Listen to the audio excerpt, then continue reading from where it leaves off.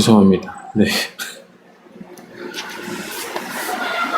아이들이, 네, 어른들은 다 갔지만, 아이들은 지금 남아서 정신없는 시간들을 보내고 있어가지고, 제가 저 또한 정신이 조금 없기는 합니다. 네.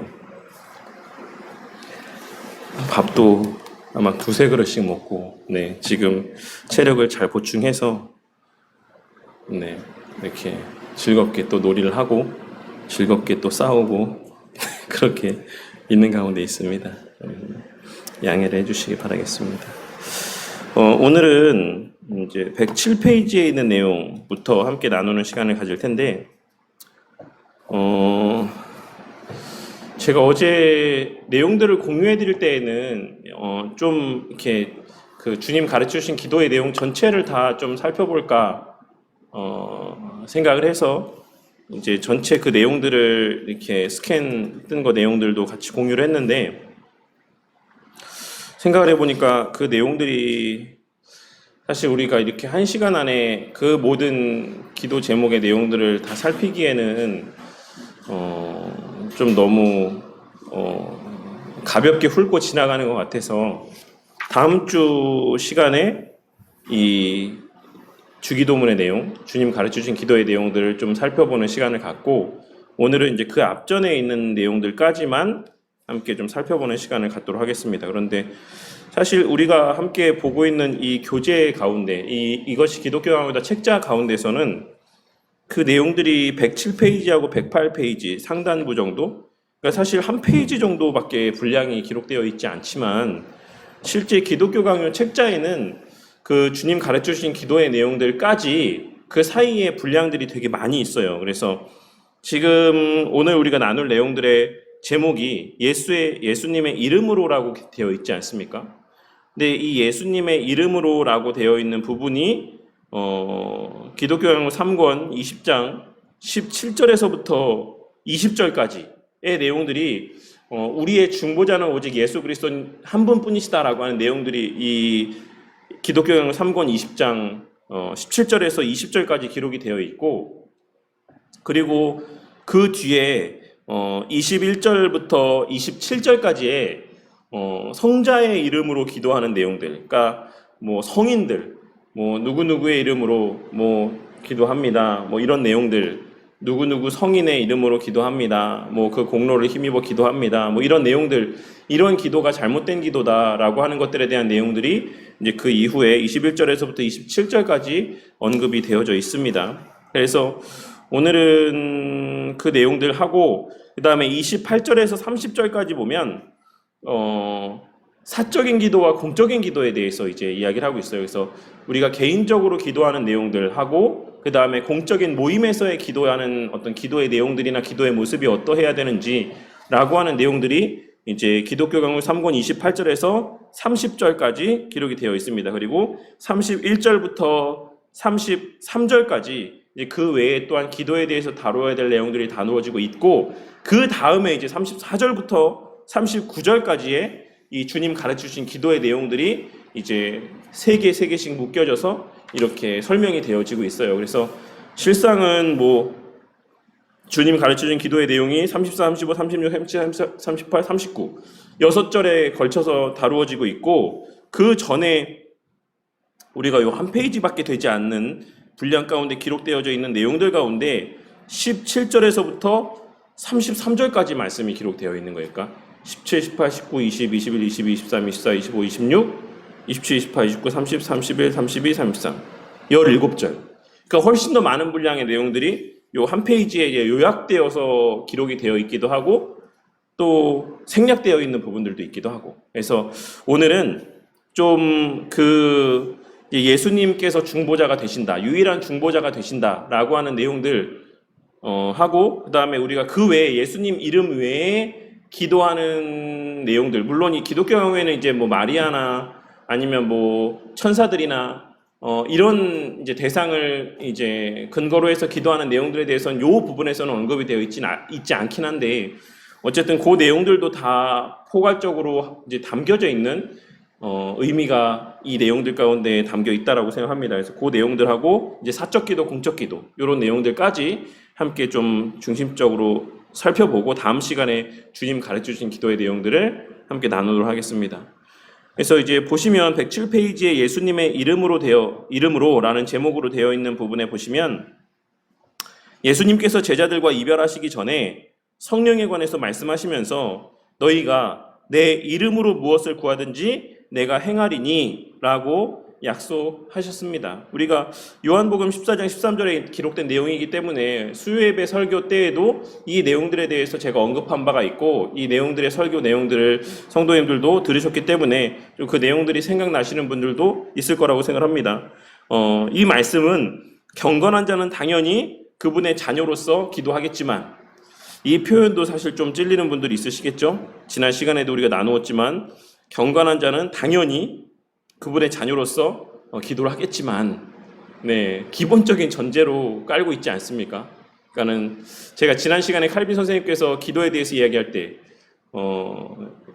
기도는 믿음 있는 자의 표징이다 라고 이야기했던 내용들을 기억하실 겁니다. 그래서 그만큼 기도라고 하는 것은 그러니까 구원받은 자라고 한다면, 거듭난 자라고 한다면, 주님을 사랑하고 주님을 믿고 신뢰하는 자라고 한다면 기도하지 않을 수 없습니다.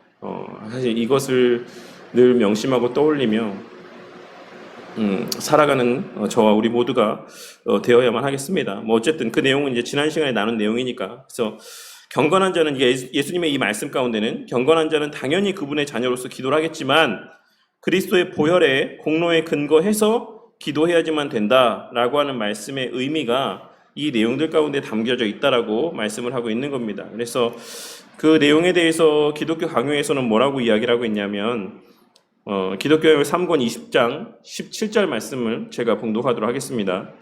하나님의 두려운 존엄성을 생각할 때 아무도 그 앞에 나아갈 가치가 없으므로 하나님께서는 예수 그리스도를 대언자와 중보자로 우리에게 주셨다. 따라서 담대히 나아가 기도하라고 하셨으되 반드시 그리스도를 의지해야만 한다. 바울은 하나님의 약속은 얼마든지 그리스도 안에서 이해가 되니 라고 고린도후서 1장 20절에서 이야기를 했다라고 이야기하고 있습니다. 여기서 바울 사도가 이야기한 고린도후서 1장 20절의 말씀을 좀 생각해 보자면 바울 사도가 기도할 때 우리의 그 모든 기도가 다 반드시 응답되어진다라고 했을 때에 두 가지를 여기서 조건으로 제시하고 있어요. 물론 조건이 될 수는 없지만 어쨌든 그 전제되어지는 사항들에 대해서 이야기하기를 하나님의 약속은 예가 된다라고 이야기를 하고 있습니다. 하나님의 약속이 예가 된다라고 했을 때 이 본문 말씀에서의 예라고 번역되어 있는 표현은 어떤 example이라고 하는 어떤 그런 예시가 된다 어떤 이런 의미가 아니라 이 예라고 번역되어 있는 표현의 원어 의미는 옳소이다 라고 이런 뜻이에요. 맞습니다. 옳습니다. 뭐 이런 의미입니다. 그래서 이 바울 사도의 이야기를 다시 얘기해 보자면 하나님의 약속은 얼마든지 그리스도 안에서 옳습니다가 됩니다. 옳습니다가. 그러니까 반드시 이루어진다라는 의미인 거죠. 그런 뉘앙스로서 이 표현을 사용을 하고 있는 겁니다. 그래서 우리가 하나님의 약속에 대해서 기도할 때 우리의 기도가 응답이 되어진다라고 말씀하고 있는 것이고 또 하나 그리스도 안에서 기도할 때 그 기도는 반드시 응답이 되어진다라고 이야기하고 있는 거예요. 이 두 가지. 그러니까 우리가 기도할 때마다 뭐 너무 당연한 것이라서 우리가 사실 이 사실에 대해서 이렇게 상기하지 못하고 그냥 막 기도할 때가 있지만 기도는 반드시 하나님 말씀에서의 기록된 언약의 근거에서 하나님의 약속의 근거에서 우리가 기도할 때 그 기도가 힘이 있는 기도가 되는 것이고 능력 있는 기도가 되는 것이고 반드시 응답받는 기도가 되는 것입니다. 왜냐하면 하나님께서 말씀하신 바니까. 그리고 또 하나 그리스도 안에서 예수의 이름으로 기도할 때 그러한 우리의 간구가 하나님 앞에 상달되어질 수 있다는 것이에요. 왜? 우리가 여전히 죄 가운데 있지 않습니까? 하나님께서는 뭐든지 다 하실 수 있는 분이시지만 죄와는 관계하실 수가 없는 분이세요. 그래서 우리가 아무리 선한 기도의 제목을 하나님 앞에 고백을 한다라고 할지라도 우리 자신을 통해서 하나님 앞에 그 간구의 내용들이 고백되어지면 하나님께서는 그것을 들으실 수가 없습니다. 왜냐하면 우리를 통해서 죄 가운데 오염된 고백들이 하나님 앞에 전달되어지는 것이기 때문에 그래요. 그래서 예수 그리스도의 이름으로 우리의 간구들이 하나님 앞에 고백되어질 때에만 하나님께서 들으실 수 있는 간구가 되는 것입니다. 그래서 우리가 이 두 가지 사실에 대해서 예수님의 이름으로 하는 기도에 대해서 언급하고 있는 바울 사도의 내용들 언급에 대해서 이 두 가지 사실을 좀 기억했으면 좋겠습니다. 물론 이 외에도 계속해서 이 내용들이 반복되어지겠지만 우리가 기도할 때는 하나님의 약속에 근거해서 기도해야지만 되는 것이고 또 하나는 예수님의 이름으로 기도해야지만 된다라고 하는 것을 말씀하고 있습니다. 아버지께 나아가는 길은 예수 그리스도뿐입니다. 너무나 당연한 이야기고 구약 시대에 제사를 드릴 때 그릇된 불을 가지고 하나님께 나아가는 자들은 죽음을 맞이했습니다.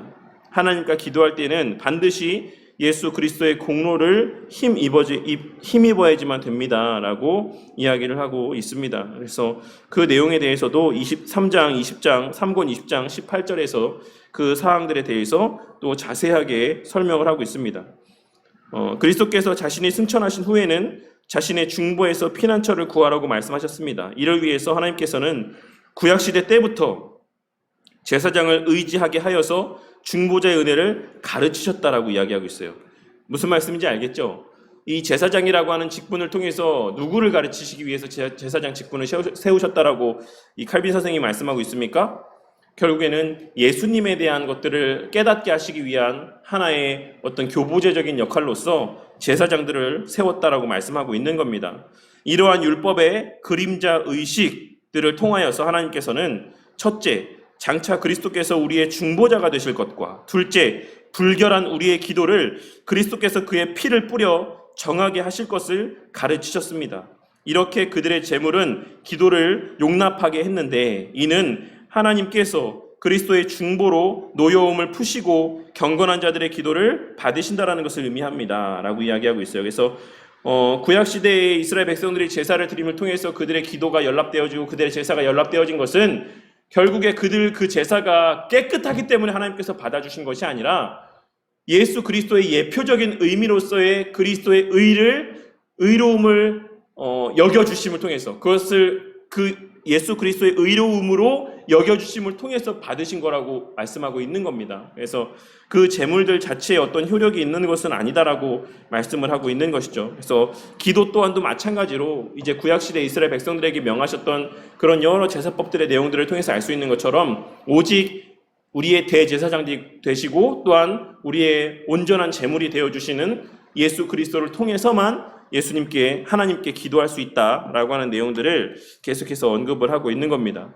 그리스도의 공로를 힘입어서 기도하지 않으면 하나님께서 듣지 않으십니다.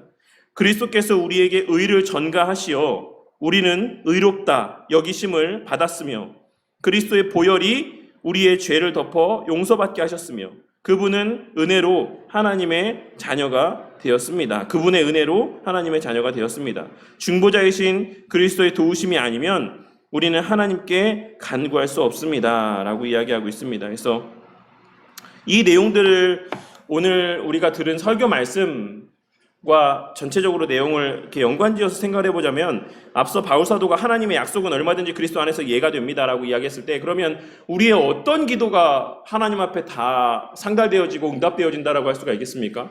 그리스도의 약속이 뭡니까? 하나님의 약속. 그것은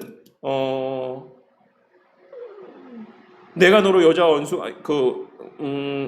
내가 너로 뱀과 원수가 되게 하고 그 후손들과 원수가 되게 한다라고 하는 그 약속의 말씀, 이것과 관계된 우리의 기도의 제목들은 모든 것이 다 그리스도 안에서 예수 그리스도를 힘입어 기도할 때 다 응답이 되어진다라고 할 수가 있죠. 그래서 죄를 짓지 않고 싶습니다. 죄를 멀리하고 싶습니다. 라고 우리가 진심으로 기도할 때 하나님께서는 그러한 우리의 간구 가운데 응답하셔서 죄를 날마다 더욱더 멀리하는 삶을 살 수 있는 은혜들을 베풀어 주시는 것이고 또한 우리를 위해서 그리스도의 몸으로서의 교회를 세우셨을 때 오늘 우리가 나눈 말씀에서처럼 그 교회가 온전히 세워지기 위한 기도를 우리가 하나님 앞에 예수 그리스도의 이름으로 기도할 때 그 기도는 반드시 응답되어질 수밖에 없습니다. 그래서 물론 그 교회라고 하는 것이 이 건물적인 것을 의미하는 것은 아니죠.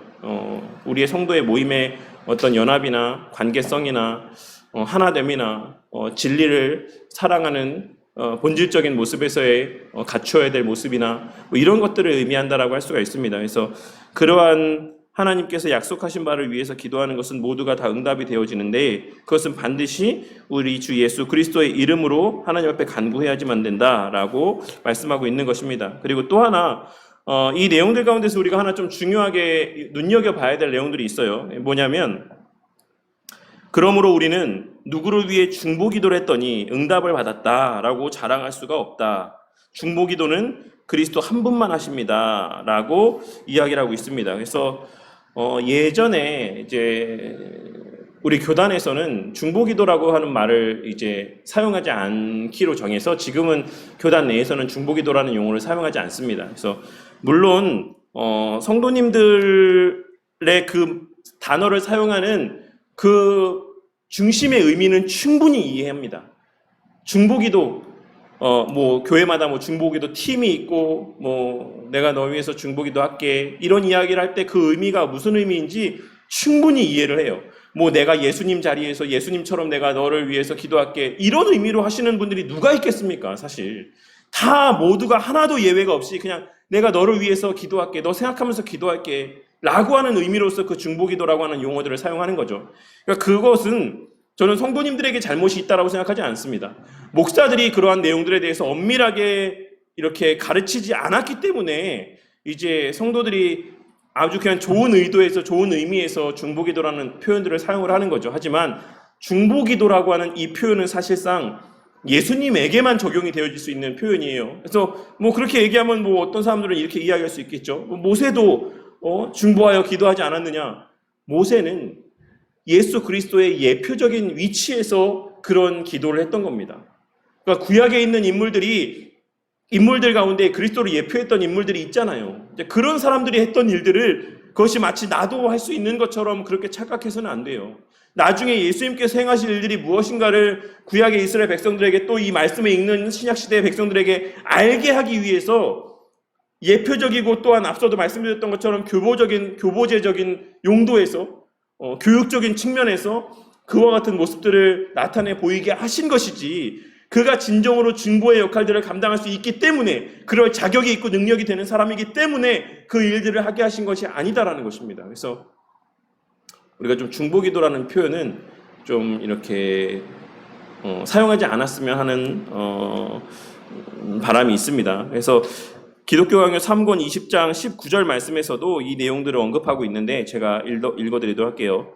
하나님께서는 그리스도를 인치셔서 우리의 지도자로 삼으셨으므로 예수 그리스도 외에는 하나님께로 나아가는 다른 길은 없다. 동시에 성도들은 서로를 위해 기도할 수 있으며 이런 기도를 통해서 상호의 구원을 하나님께 호소한다. 우리가 한 몸의 지체로서 서로 자발적으로 아무 이해 타산이 없이 사랑하면 이것이 서로를 위한 기도로 나타나는데 하지만 그리스도께서 중재하셔야만 그러한 기도도 비로소 도움이 된다라고 이야기하고 있어요. 그러니까는 우리가 중보기도를 할 수 있는 게 아니다라고 이야기하고 있는 거예요. 오직 우리의 그와 같은 서로 성도들을 위한 기도조차도 그리스도께서 중보자가 되어 주셔야지만 그 기도를 하나님께서 받으신다라는 것이죠. 그러니까 엄밀히 이야기하면 우리는 중보기도를 할 수 있는 자들이 아니에요. 우리는 그냥 다른 성도들을 위해서 기도하는 겁니다. 아시겠습니까? 우리가 내가 너를 위해서 중보기도할게 이 말은 사실 맞지 않는 말이라는 것이에요. 우리가 그렇게 그들을 위해서 기도해도 그 기도가 그대로 하나님 앞에 상달되어지는 우리가 중보자가 되고 매개체가 되어서 우리의 기도가 하나님 앞에 그대로 상달되어지는 것이 아니라 그 기도가 또다시 그리스도를 통해서 성부 하나님께 상달되어지는 것입니다. 그러니까 우리가 중보자가 될 수가 없죠. 그러니까 이 의미들을 꼭 기억하시고 그래서 우리는 합심기도, 대신기도 뭐 이런 표현들을 사용을 해요. 명확하게 어떤 표현을 사용할지 정하진 않았지만 그래서 성도님들도 될 수 있으면 중보기도라는 용어보다는 그냥 내가 널 위해서 기도할게, 너 기도 제목 위해서 기억날 때마다 기도할게 이런 좋은 표현을 사용하시면 더 좋을 것 같습니다. 혹여라도 오해가 될 수가 있으니까요. 네. 그래서 중보기도는 그리스도 한 분만이 하시는 것이다 라고 하는 것을 우리가 기억해야지만 되고 우리들의 기도는 중보 기도가 아니라 격려의 기도일 뿐입니다. 혹은 합심하여서 하는 기도일 뿐입니다. 라고 이해를 하시면 되겠습니다. 우리에게 기도의 능력이 있어서 응답을 받았다라고 상상하는 것은 착각일 뿐입니다. 그러니까 의인이 합심하여 올려드리는 기도의 능력이 많다. 하나님께서 그 기도들을 귀하게 보신다. 가치 있게 보신다. 맞습니다. 맞습니다. 하지만 그 모든 것들도 결국에는 그리스도의 공로를 의지하는 것이고 그리스도의 능력을 의지하는 것이에요. 그래서 그만큼 우리가 합심하여서 한 마음으로 기도할 때 그 기도의 능력이 있는 것이지 그 자체가 어떤 중보의 역할을 감당하는 것은 아니다라고 하는 사실을 꼭 깨닫고 명심하시기를 바라겠습니다. 그래서 자신이 누군가를 위해서 기도할 때 그 상대방은 기도해 준다라고 하는 사실을 알고 격려를 받는 거죠. 힘이 나는 것이고 우리의 중보의 기도가 효력이 있다라고 한다면 그리스도의 중보 기도는 무효하게 됩니다. 그래서 그리스도의 중보에 힘입어 누구를 위해 기도한다라고 한다면 중보 기도라고 하는 용어를 사용하지 말고 격려의 기도라고 말하는 것이 더 좋습니다. 라고 이야기를 하고 있습니다. 이제 그 내용들이 앞서 말씀드렸던 것처럼 3권 20장 19절에도 언급이 되어 있고 20절에도 언급이 되어져 있어요. 그래서 그 내용들을 한번 제가 읽어보자면 그리스도께서는 구속의 중보자요 성인들은 중보 기도의 중보자들이라고 가르치는 궤변자들과는 달리 성경은 분명히 그리스도를 기도의 유일한 중보자라고 선포를 한다. 어거스틴은 그리스도인들은 기도로서 서로를 권고한다. 그러나 진정한 중보자는 한 분뿐이시다. 그를 위하여 중보하는 사람은 없으나 그는 모든 사람을 위해서 중보하신다. 지금 당신이 대제사장을 구한다면 그는 하늘 위에 계신다. 그는 거기서 당신을 위해서 중보하고 계신다. 또한 당신을 위해서 땅에서 죽으셨다. 바울도 자신을 중보자라고 자처하지 않았고 승천하신 그리스도를 중보자로 의지하라고 이야기를 했다라고 어거스틴 또한도 이렇게 이야기를 했습니다. 그러니까는 우리가 위대한 신앙의 인물이라고 이야기하는 바울 사도조차도 그 자신을 중보자라고 일컫지 않았다라는 것이에요. 그런데 우리가 뭐라고 내가 널 위해서 중보 기도할게 이런 말들을 한다는 거, 내가 너의 중보자가 되어줄게 이런 말을 한다는 게 얼마나 비성경적이고 하나님 앞에 합당치 아니한 말인지 우리가 좀 생각해 볼 필요가 있다는 것이요. 내가 널 위해서 중보 기도할게 라는 말은 무슨 말입니까? 내가 너의 중보자가 될게, 중보자가 되어줄게 라는 말이에요. 우리가 중보자가 되어줄 수 있습니까? 우리가 누군가의 중보자가 되어줄 수 있습니까? 없죠. 그럴 수 없습니다. 꼭 이 표현이 뭐 별거 아닌 것처럼 여길 수도 있지만 우리가 칼빈 선생님께서 이 사실을 이렇게 강조하신 이유는 무엇이냐면 이 뒷부분에 이어지는 우리가 이 중보의 개념에 대해서 명확한 인식을 갖고 있지 않았기 때문에 우리 당시의 믿음의 선배들 그 시대의 수많은 사람들이 이 기도에 있어서의 중보자의 이 의미를 명확하게 인지하고 있지 않았기 때문에 그 외에 이제 성자들을 의지해서 기도하는 성자들을 중보자 삼아서 기도하고 천사들을 중보자 삼아 기도하고 마리아를 중보자 삼아 기도하고 이런 모습들이 무분별하게 나타났다라는 것이에요. 무분별하게. 그러니까 우리가 이것이 별거 아닌 것처럼 야, 뭐 중보 기도라는 표현 쓰는 게 뭐 대단해? 그냥 뭐 우리가 그 마음 다 아는데 뭐 그냥 그 중심 의미만 다 통하면 되지. 이런 말을 쓰든 저런 표현을 쓰든 무슨 의미가 있어? 라고 생각하면 안 된다는 것이에요. 기독교 역사가 그것을 증거하고 있다는 것입니다. 그래서 3권 20장 20절에 이어서 또 뭐라고 이야기하고 있냐면 하지만 그리스도의 중보를 정확하게 이해해야지만 된다. 이것은 그가 하나님 앞에서 무릎을 꿇고 우리를 위하여 애원하시는 것을 가리키는 것은 아니다. 이는 그리스도께서 그의 죽으심의 능력이 우리를 위한 영원한 중보 기도의 효과를 가져오고 하늘 성소에 들어가셔서 세상 종말까지 백성의 기도를 하나님 앞에 가져가셨다라는 의미다라고 이야기하고 있어요. 그러니까는 예수님께서 지금 이 순간에도 중보자로서의 유일한 중보자로서의 우리가 앞서 새가족반에도 이런 내용들을 살펴본 바가 있지만 지금 이 순간에도 하나님 보좌 우편에서 우리의 유일한 중보자로서 우리가 예수님의 이름으로 기도하는 그 모든 기도의 제목들을 들으시고 그 예수님께서 우리의 말들을 대언하여서 하나님 성부 하나님께 고하여 주고 있다라고 하는 그런 의미가 담겨져 있는 겁니다. 그래서 이 내용들을 꼭 기억하시고 중보 기도라고 하는 표현들에 대해서는 좀 주의해서 우리가 사용을 해야지만 되겠습니다. 그리고 이제 이어지는 21절에서 27절까지 말씀이 벌써 몇 절입니까? 21, 22, 23, 24, 25, 26, 27. 7절을 할애해서 성자들의 중보 기도와 관련한 그릇된 교리들을 배척해야지만 된다라고 하는 내용들을 언급하고 있어요.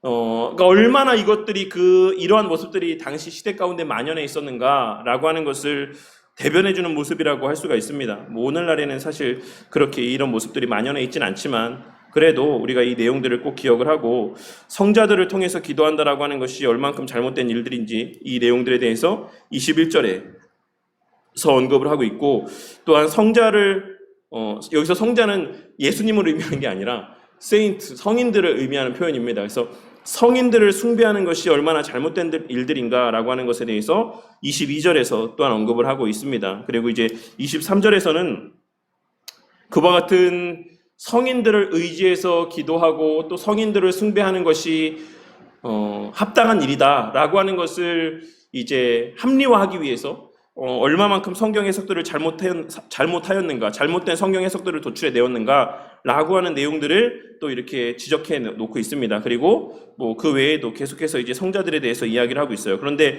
하나 우리가 좀 주의해서 살펴야 될 것은 기독교경 3권 20장 25절에 이런 내용이 기록이 되어 있습니다.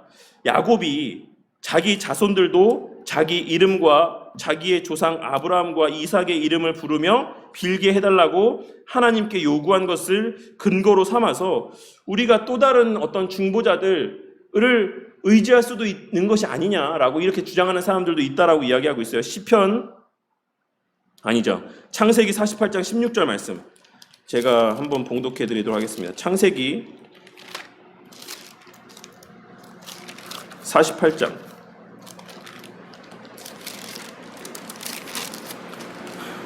네, 16절. 창세기 48장 16절 말씀을 제가 봉독하도록 하겠습니다.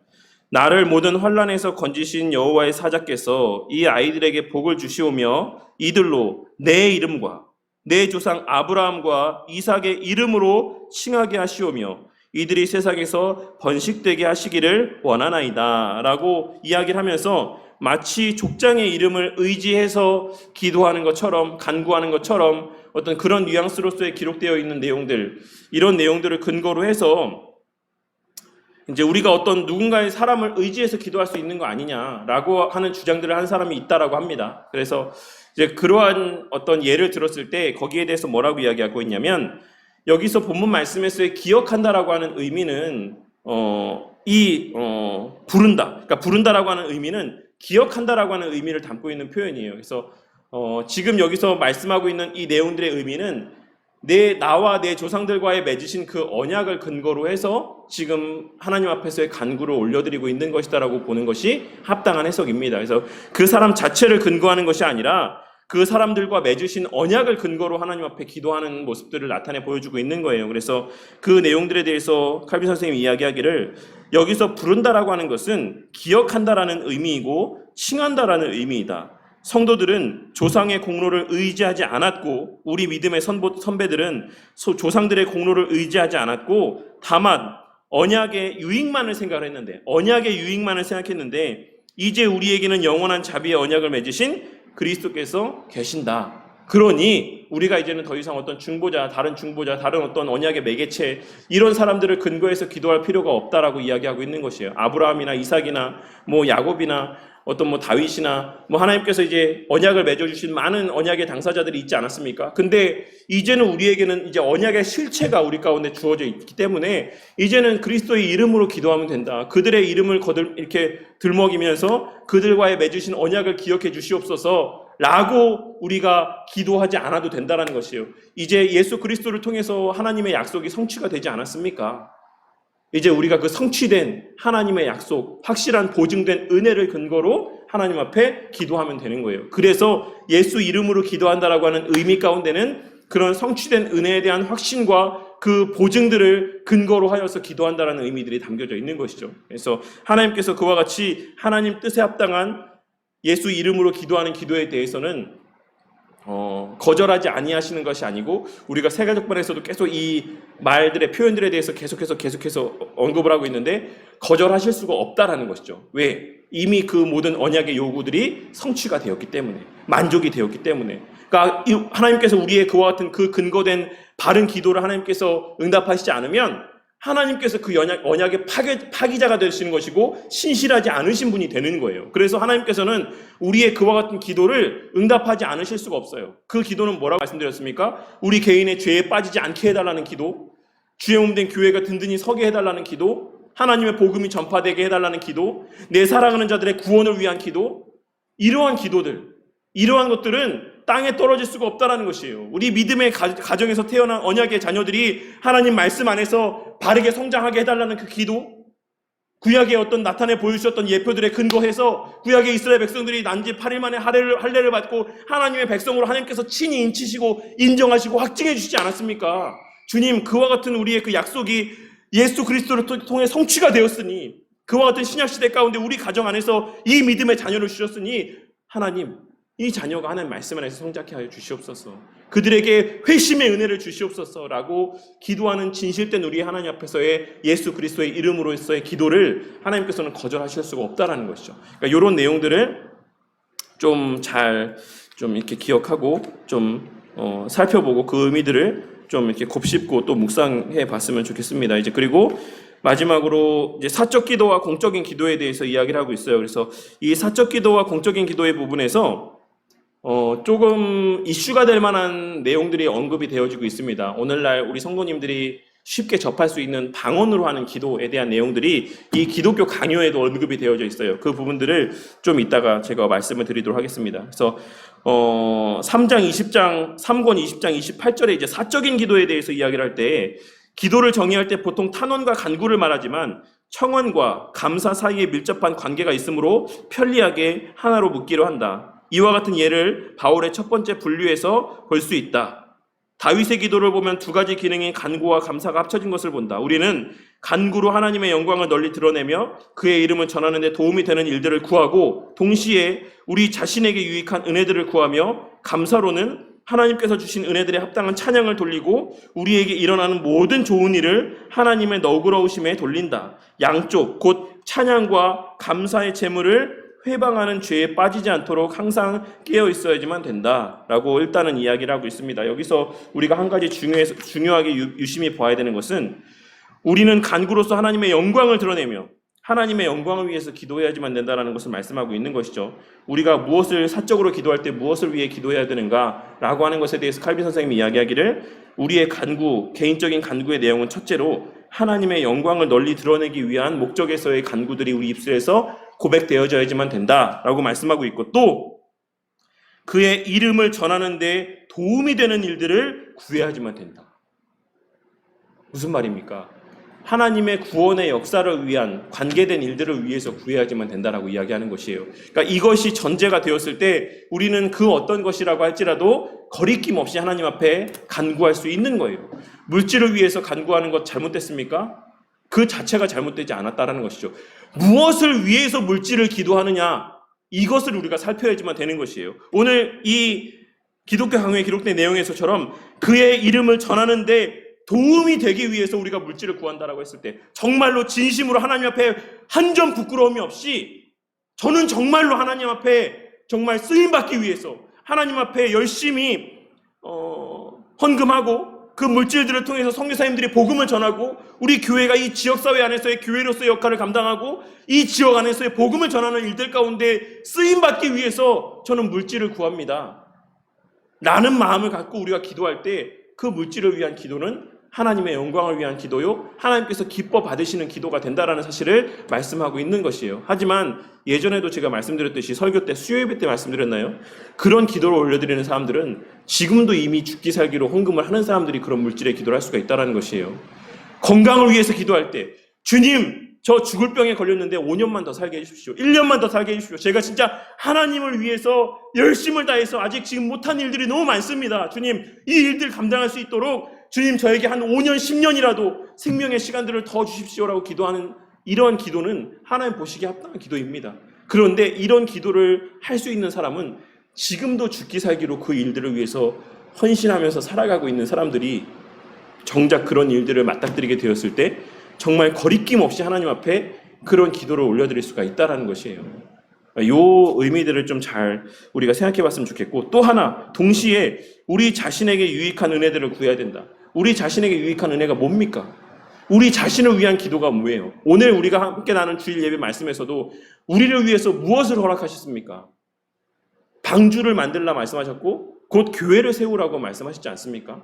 그러니까 우리의 유익을 위한 기도라고 하는 것, 우리에게 유익한 은혜들을 위해서 기도하라는 것은 이것 자체가 어떤 물질이나 건강이나 세상에서 형통함이나 이런 것을 위해서 구하라고 하는 것이 아니라 우리의 영적인 유익을 위한 은혜들을 하나님 앞에 간구하는데 그 사적인 기도의 시간들을 사용해야지만 된다라고 이야기하고 있는 겁니다. 곧 교회가 든든히 세워지기를 위해서 목사가 제발 좀 정신 똑바로 차리고 자기 말하지 않고 설교 말씀을 하나님 말씀 있는 그대로 설교할 수 있도록 그렇게 기도해야지만 되는 것이 그게 내 유익을 위한 기도입니다. 목사가 제발 딴소리 하지 말고 정신 차리고 하나님 두려워하면서 말씀에 천착하여서 하나님께서 남기신 신앙의 유산들의 주의를 기울이며 바른 성경 말씀을 해석하고 설교할 수 있게 해달라고 기도하는 것. 이것이 나를 위한 기도예요. 교회의 성도들의 관계가 정말 돈독해지도록 정말 사이가 하나 될 수 있도록 반목하지 않도록 시기하지 않도록 미워하지 않도록 기도하는 것 나의 유익을 위한 기도입니다. 우리의 사적인 기도의 시간들은 그러한 은혜들을 간구하는 시간들로 사용을 해야지만 되고 우리가 그동안 받아 누렸던 은혜들에 대해서 감사하는 시간들로 그 기도의 시간들, 은혜들을 선용할 수 있어야지만 된다라고 말씀을 하고 있는 겁니다. 그 외에도 여러 가지 우리가 잘 알고 있는 내용들이니까 그 내용들에 대해서는 또 깊이 있게 더 길게 이야기하지 않도록 하겠습니다.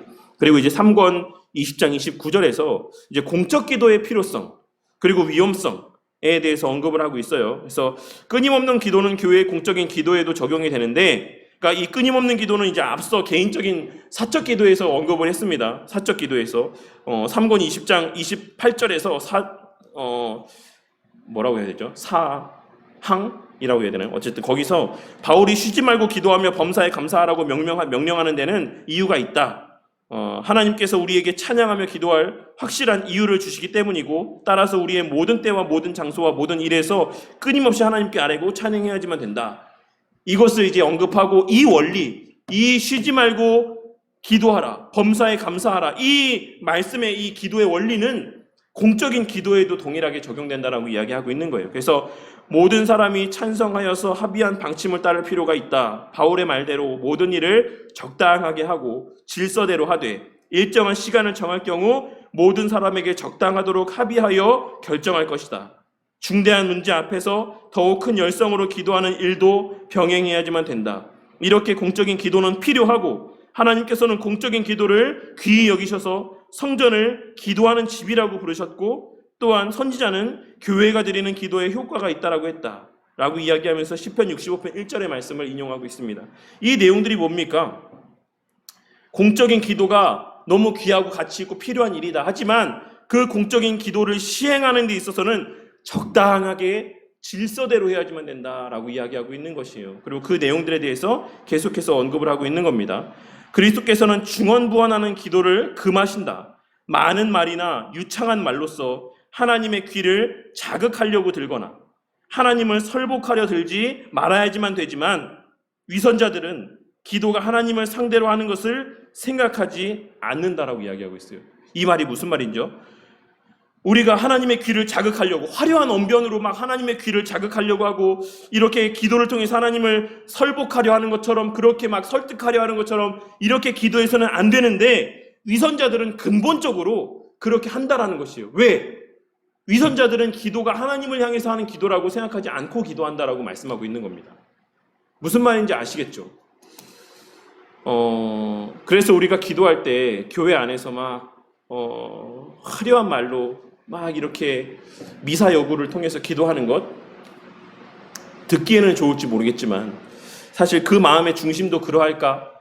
어떤 그 모습 자체로서 우리가 그 사람의 신앙을 판단할 수는 없다라는 사실을 꼭 명심하시기를 바라겠습니다. 그러한 모습을 부러워하지 마시라는 거예요. 아, 나는 기도도 잘 못해. 나는 기도도 말도 어눌하고 뭐 저 사람처럼 막 성경 말씀을 막 이렇게 막 길게 인용해서 막 그럴듯한 이런 기도 난 못해. 그래서 나는 어떤 공적인 자리에서 기도도 잘 못하겠어. 이렇게 생각하지 마시라는 거예요. 하나님께서 그런 어떤 화려한 언변들을 보시지 않는다라는 것이고 어떻게 보자면 그러한 어떤 화려한 미사여구가 달려있는 어떤 그런 기도가 오히려 하나님께서 기뻐하시지 않는 기도일 확률이 훨씬 더 높다라는 사실을 칼빈 선생님은 지적하고 있다는 것을 우리가 좀 유의해서 살필 필요가 있습니다. 그래서 공적인 기도를 악용해서 호화 찬란한 외식을 보여서는 안 되고 거룩한 사람이라고 하는 명성을 얻으려고 해서도 안 되며 짧은 말을 되풀이하지 말라, 이렇게 이야기하고 있어요. 무슨 말이죠? 예전에 제가 무수정 도님한테 이 말을 들었던 것 같은데, 아주 예전에 신앙생활 하시면서 이제 방언을 어떻게 받는지에 대해서 배우신 적이 있었다고 얘기를 제가 들었거든요. 그래서 똑같은 말을 계속 반복하고, 근데 여러 가지 몇 가지 지침들이 있었는데, 그렇게 하다 보면 어느 순간 막 그 입에서 알아들을 수 없는 말들이 막 나오게 된다. 이런 얘기를 예전에 들었다고 무수정 선생님이 말씀하신 걸 들은 적이 있어요. 근데 우리 칼빈 선생님은 뭐라고 이야기하십니까?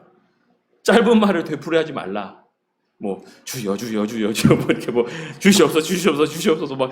그러니까 이런 기도가 사실 우리가 새벽 기도의 현장에 가면 얼마나 많이 숱하게 보는 모습들입니까?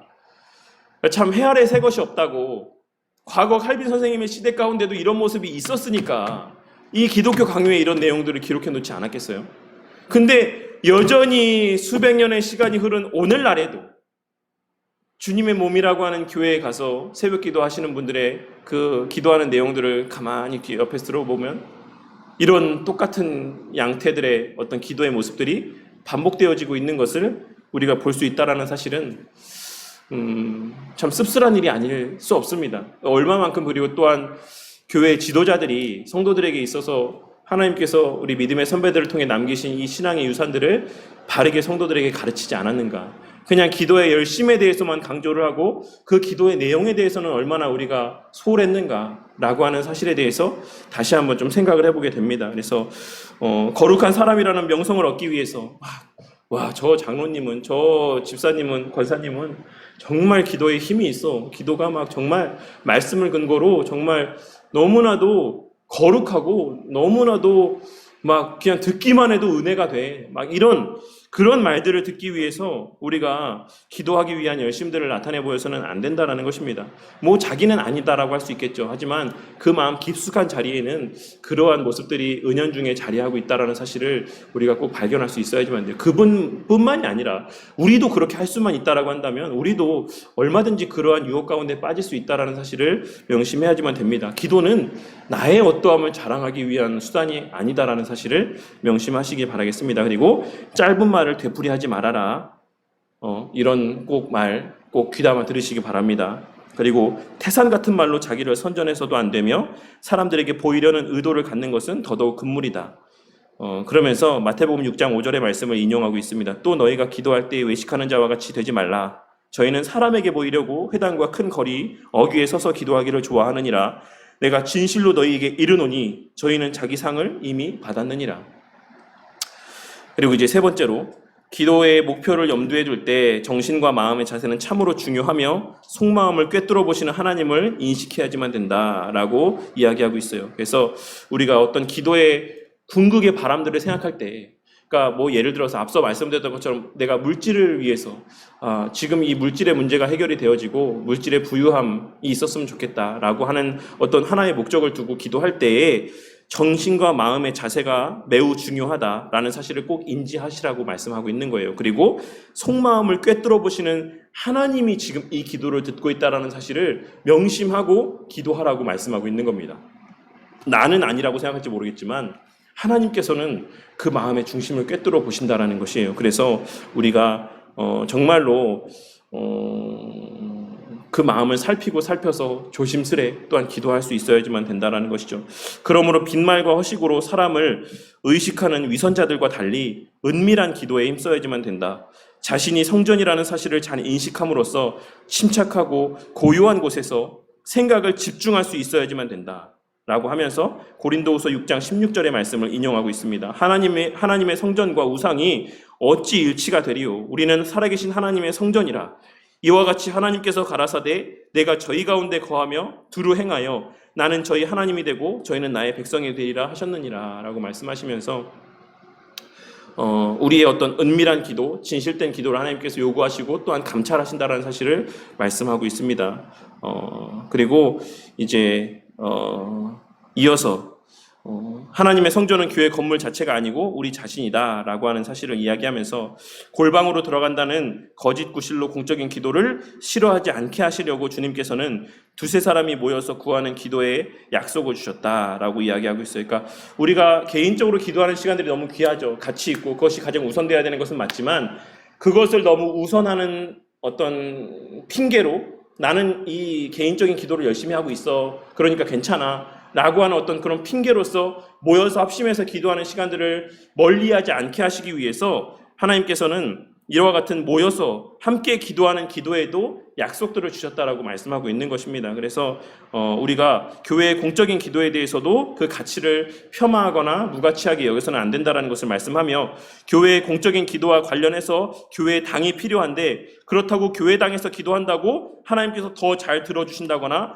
교회당에서 신성함이 더 있다라고 생각해서는 안 된다라고 이야기하고 있어요. 그러니까 우리가 물론 예배당에 나와서 기도하는 것은 우리가 이 장소가 기도를 위해서 예배를 위해서 우리가 특별히 우리의 헌금을 모아서 특별히 구별해서 마련한 장소이기 때문에 우리가 여기에 모이는 거예요. 물론 집에서 모일 수도 있고 다른 어디서도 모일 수도 있죠. 근데 우리가 이곳에서 더 집중해서 진실되게 기도할 수 있기 때문에 여기서 기도하는 것이지 교회에서 기도하면은 하나님께서 더 잘 들으시고 교회에서 기도하면 그 능력이 더 크고 이렇기 때문에 우리가 교회를 찾는 것은 사실 바람직한 마음가짐이 아니다라는 사실을 다시 한번 언급하고 있는 것이에요. 교회는 성전이 아닙니다. 교회는 성전이 아니에요. 더 이상 신약시대의 이 교회 건물은 이 예배당은 성전이 아닙니다. 그냥 예배당, 예배 장소예요. 우리의 모임이 곧 성전입니다. 우리가 밖에서 야외에서 성도들이 모여서 예배를 드리면 그곳이 성전인 것입니다. 아시겠습니까? 우리가 어느 가정에 모여서 예배를 드리면 그 가정이 곧 그 시간 성전이 되는 것이에요. 이것을 좀 기억하시고 기도에 있어서도 우리가 마치 교회 와서 기도하면 더 잘 되는 것처럼 그렇다라고 해서 교회 오시지 말아라 이게 아니죠. 교회 와서 기도하는 거 중요합니다. 그것을 위해서 하나님께서 만드신 거예요. 그래서 그런 어떤 실질적인 유익들을 위해서 와서 기도하는 것이지 어떤 영적인 더 큰 능력이나 효과가 있기 때문이 아니다라는 사실을 꼭 기억을 하셔야지만 되겠습니다. 이러한 내용들에 대해서 칼빈 선생님은 뭐라고 이야기하고 있냐면 하나님의 성전에서 기도하고 싶다면 우리 자신 안에서 기도해야 되고 참으로 이제는 어떤 물질적인 성전의 시대가 끝났으므로 오직 신령과 진정으로 기도하여야지만 되니 하나님의 임재를 성전의 벽 속에 가두지 않아야 된다 라고 이야기하고 있어요.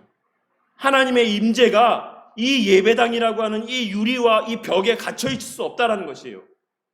여기서 더 특별한 은혜가 있다라고 하는 것은 하나님의 임재라고 하는 것이 이 안에만 갇혀져 있다라고 하는 의미와 똑같아요. 거기까지는 생각 안 해보셨죠? 그냥 내가 정말 이 예배당을 귀하게 생각하는 마음이 있어 이것만 생각하셨지 그렇게 우리가 여길 때 하나님의 그런 권위와 능력이 이 예배당에만 구속되어 있다라고 하는 의미도 거기에 담겨져 있다라고 하는 데까지는 우리의 생각이 미치지 못한다라는 것이죠. 그래서 우리가 아주 단편적인 생각이기 때문에 우리가 예배당을 구별된 장소, 거룩한 장소 이렇게 여긴다는 것이 마치 하나님을 높이는 것처럼 우리 마음 가운데는 그런 어떤 마음가짐에서 예배당에서 말도 조심하고 예배당에서 어떤 예배드리고 기도하는 것을 더 귀하게 여긴다고 말을 하지만 실제로는 우리의 그와 같은 마음들이 그런 말들 가운데서는 하나님의 능력이 오직 여기에만 있어. 하나님의 임재는 여기서만 가능해. 어떤 그와 같은 하나님의 어떤 무한하신 능력을 이 좁은 공간 안에 가두어두는 의미들로 이어지게 될 수 있다는 사실을 간과하지 말라고 칼빈 선생님이 이야기하고 있는 것이에요. 우리가 어디서든지 함께 모여서 예배드릴 때 그곳에 하나님께서 임재하십니다. 함께 하시고 우리가 어디에서 예배를 드리든지 간에 하나님께서는 그 자리에 함께 하시고 그 모임을 거룩하게 하시고 그 모임을 의롭다 하시고 그 모임에서의 영광을 드러내시고 받으신다라는 것이에요. 비단 여기서만 예배드리는 것을 통해서가 아니라 하지만 우리가 이 예배당을 만들어 놓고 예배당 공적인 장소를 마련해 놓은 것은 앞서도 말씀드렸던 것처럼 우리가 더욱더 쉽게 모일 수 있기 위해서 또 전도를 위해서 이 공간들을 마련해 놓은 것이죠. 처음에 예배드릴 때 우리가 막 섬 사람을 전도하면서 우리는 이 예배당에서 예배 안 드려 우리는 누구네 집에서 드려 가정 예배 드려 이렇게 했을 때 그 사람이 그 가정에 방문하기가 쉽겠습니까?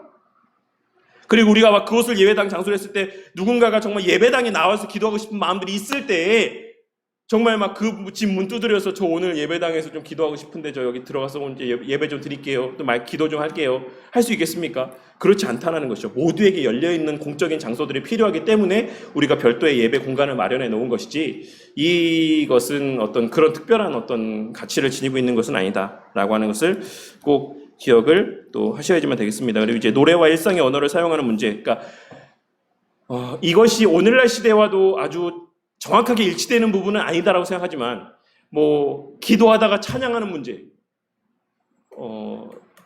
그런 분들 보신 적 있지 않습니까? 저는 본 적 있거든요. 막 기도하다가 막 찬양하세요. 막 한참 혼자서 뭐 또 찬양하시다가 또 기도하시고 과거에도 이런 부분에 문제들이 있었던 것 같습니다. 그래서 칼빈 선생님이 그에 대해서 이야기하기를 찬양을 하는 것, 기도 중에 찬양하는 것 너무 귀한 일이다. 너무 귀한 일이다. 하지만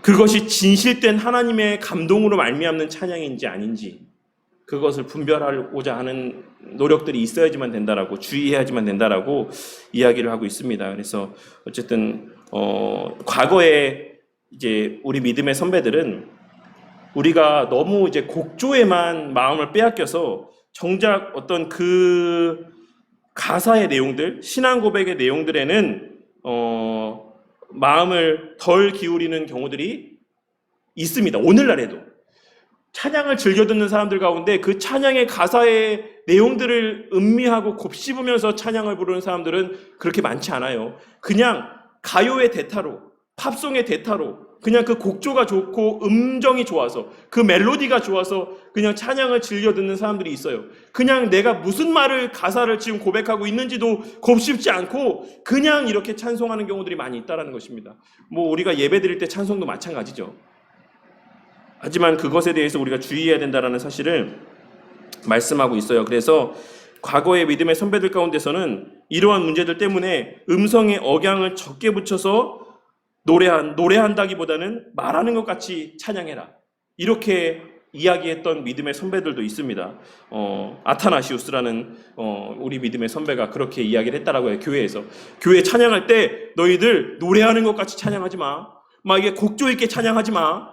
거기에 마음 뺏기니까는 그냥 말하듯이 그냥 이야기하듯이 그냥 평이한 문체로 그렇게 찬양해. 이렇게 했다라고 하더라고요. 이런 것들이 너무 극단적인 모습이긴 하죠. 하지만 그만큼 우리가 찬양이라고 하는 것은 혀를 이용한 공적인 기도의 성격을 띠고 있다. 그렇기 때문에 우리가 곡조보다는 그 내용에 더 집중할 수 있어야지만 된다라고 하는 사실을 말씀하고 그 다음에 기도하면서 찬양할 수 있지만 그것이 정말로 하나님께서 마음 가운데 감동하심 가운데 주시는 것이 마음인지를 살필 수 있어야지만 된다라는 사실을 또한 이야기하고 있습니다. 그리고 이제 마지막으로 오늘 언급하고 마칠 내용들은 방언 기도에 대한 내용입니다. 그래서 방언 기도에 대한 내용이 기독교 강요에도 있는가라고 생각해 보셨을 분들도 있겠지만 기독교 강요 3권 20장 33절 말씀에는 일상적인 용어로서 드리는 기도의 원리라고 제목을 붙이고 그 내용들 가운데 방언으로 기도하는 내용들에 대해서도 어떤 지침들을 제공을 해주고 있어요. 제가 함께 한번 읽어보도록 하겠습니다. 공적 기도는 각각의 언어를 사용할 것이 아니고 회중이 통용하는 언어를 사용해야지만 된다. 이해하지 못하는 말은 교회에 유익이 되지 않는 까닭에 교황주의자들이 자기 자신도 이해하지 못하는 외국어로 장구한 기도를 고고하게 드리는 것은 잘못된 일이다. 그리고 영으로 하는 기도, 곧 공적 기도에서 방언은 사용하지 말아야지만 되고 사적인 기도에서도 방언은 필요하지 않지만 예외적으로 터져 나올 수는 있다. 기도할 때에 무릎을 꿇고 모자를 벗는 것은 하나님을 더욱 공경하는 자세이다 라고 이야기하고 있어요. 이 내용을 이해하시겠습니까? 공적인 기도에서 방언은 사용하지 않는 것이 개혁주의 교회 그리고 정통교회 안에서의 하나의 지침이 되고 원리라고 할 수가 있어요. 뭐 사실 공적인 기도 자리에서까지 방언으로 기도하시는 분들은 사실 별로 없기는 하지만 그런 의미에서 우리 교회와 우리 교단은 공적인 자리에서의 방언 기도를 금합니다. 그러니까 예를 들어서 새벽 기도회 자리에 우리가 함께 나와서 성도들이 함께 모여서 기도하는 자리거나 혹은 우리가 예배 중에 회개 기도하는 시간들이거나 이런 시간들 가운데에 방언으로 기도하면 기도하지 못하게 해요. 왜냐하면 이제 거기에 대해서는 여러 가지 이유들이 있긴 하지만 어쨌든 뭐 기본적으로 우리 이 성경 말씀에 근거한 신앙의 선배들의 어떤 가르침을 따라서이기도 하고 또 처음 교회를 방문하는 이들이 그런 모습들을 봤을 때 이질감을 느끼고 또 거부감을 느끼고 교회에서 떨어져 나가는 일들이 발생할 수 있다라는 이유 때문이기도 합니다. 만약에 방언이라고 하는 것, 방언으로 기도하는 것이 은사라고 한다면 우리는 은사에 하나님께서 은사를 이 교회 가운데 성도들에게 주신 궁극의 목적이 무엇인가를 성경 말씀을 통해서 발견할 수 있어야지만 돼요. 은사는 교회를 세우기 위함입니다. 그런데 우리가 방언으로 공적인 자리에서 기도하기 때문에 처음 교회를 방문했던 사람이 거기에 대해서 거부감을 느끼고 교회를 떠나가고 다시 발걸음하지 않는다? 그럼 정말 이것이 하나님 주시는 은사입니까? 유익이 되는 은사입니까? 아니죠. 생각해볼 필요가 있다는 것이죠. 그러한 여러 가지 맥락에서 공적인 기도 자리에서의 방언은 사용하지 말아야 되는 것이 맞습니다. 그리고 사적인 기도에서도 방언은 필요하지 않다라고 가르쳐요. 왜냐하면 우리가 기도하는 기도의 기본적인 원리는 알아둘 수 있는 명백한 언어로서 일상의 언어로서 기도하는 것이 기도의 일반적인 지침이고 가르침이기 때문에 그렇습니다. 그래서 예수님께서도 기도의 내용들을 가르치심에 있어서 명확한 언어들로 제자들 앞에서 기도하시고 기도의 내용들을 기록하게 하신 것이다라고 할 수가 있는 것이에요. 우리도 그와 같이 논리적으로 우리가 하나님께서 허락하신 이성의 범주 안에서 그 논리 안에서 그 이성의 작용 안에서 기도할 수 있어야지만 되는 것이 하나님 말씀을 근거로 해서 하지만 예외적으로 터져 나올 수는 있다. 뭐 그것이 뭐 마귀가 주는 것이다 라고 하는 것도 사실 너무 지나치게 나아간 주장이라고 할 수가 있다라는 것이죠. 그래서 우리 교회는 다시 한번 말씀드리지만 공적인 자리에서는 방언으로 기도하지 않습니다. 혹여 방언으로 기도하시는 분들이 있어도 이 자리에서는 공적인 자리, 다른 사람들이 보고 듣고 하는 자리에서는 방언으로 기도하시면 안 됩니다. 다만 내가 개인적으로 은밀한 골방에서 기도할 때 내가 더 오랜 시간 집중해서 기도하기 위해서 이러한 하나님 주신 은혜들을 선용하고자 한다라고 한다면 저는 거기까지 금지하고픈 마음은 없어요. 그래서 그러한 시간들에서 기도를 하되 본인이 인지하고 있어야 돼요. 본인이. 내가 지금 무슨 말을 하고 있는지를 인지해야지만 됩니다. 막 어떤 접신하듯이 황홀경에 빠져가지고 내가 무슨 말을 하는지도 모르게 막 그냥 나도 알아들을 수 없는 언어들이 막 나오는 것을 가리켜서 그것이 어떤 영적인 황홀경을 경험하는 것처럼 그 쾌락에 빠지고 막 이래서는 안 된다는 것이에요. 그것은 하나님 보시는 바람직한 신앙의 모습이 아닙니다. 그래서 우리가 설령 내 입에서 막 그런 방언으로 하는 남은 알아들을 수 없는 언어들이 내 입에서 고백되어진다라고 하더라도 내 자신은 내가 지금 무슨 말을 하고 있는지에 대한 인지와 인식이 있어야지만 된다. 그것이 성경적인 기도고 바람직한 기도고 하나님께서 기쁘게 받으시는 기도의 모습이다라고 하는 것을 꼭 기억해야지만 되겠습니다. 그리고 기도할 때 무릎을 꿇고 모자를 벗고 하는 모습들은 정말로 하나님 앞에서 예를 표하는 모습이니까 장려할 만한 일이다라고 하는 것을 우리가 기억해야지만 되겠습니다. 이것이 일상의 용어로서 드리는 기도의 원리라고 할 수 있습니다. 네, 오늘은 여기까지 나누도록 할게요. 오늘 몇 시에 시작했죠? 예? 2시 5분에요.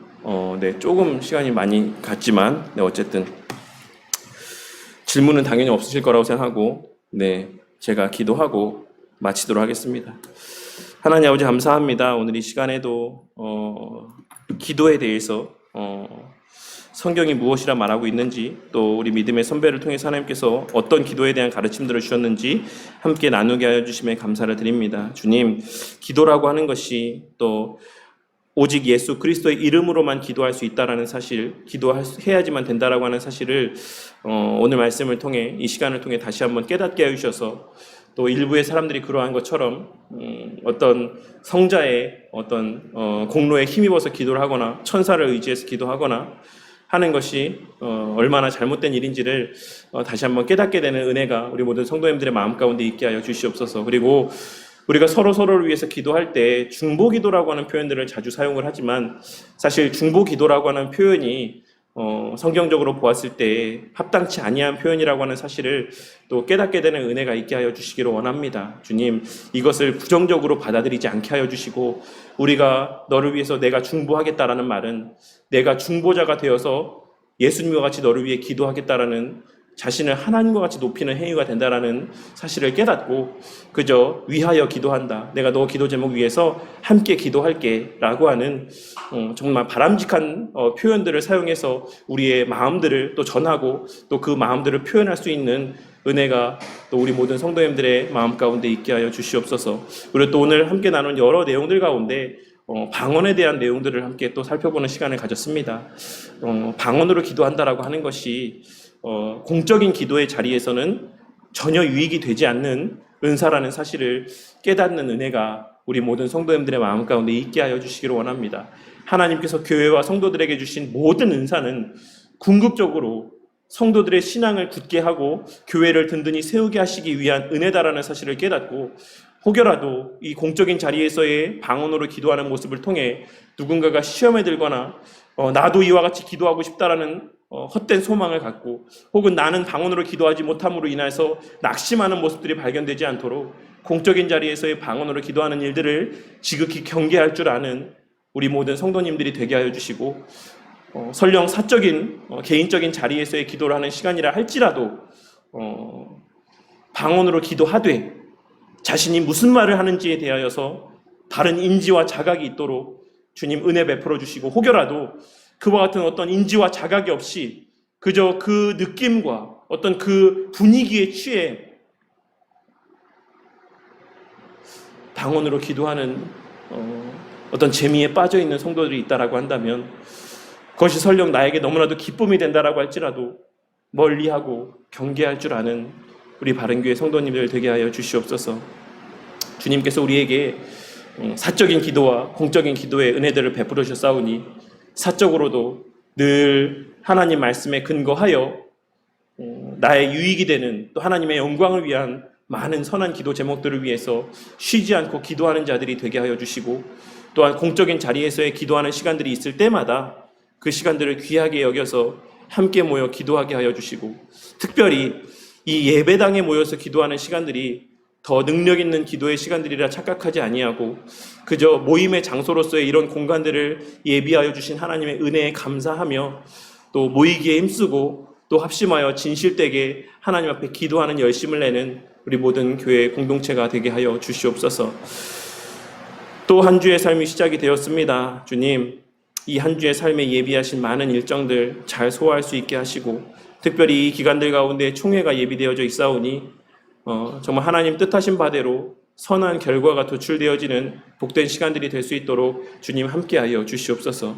한 주도 건강하게 지켜주시고 주일에 또 건강한 모습으로 또 예배의 자리 가운데 발걸음하게 하실 줄 믿사오며 특별히 코로나로 인해서 또 힘든 시간들을 보내고 있는 우리 유민지 자매 또한 이 한 주의 시간들 동안에 회복되어서 건강한 모습으로 주일에 다시 얼굴을 보게 하실 줄 믿사오며 이 모든 말씀 우리 주 예수 그리스도 이름 받들어 기도드렸습니다.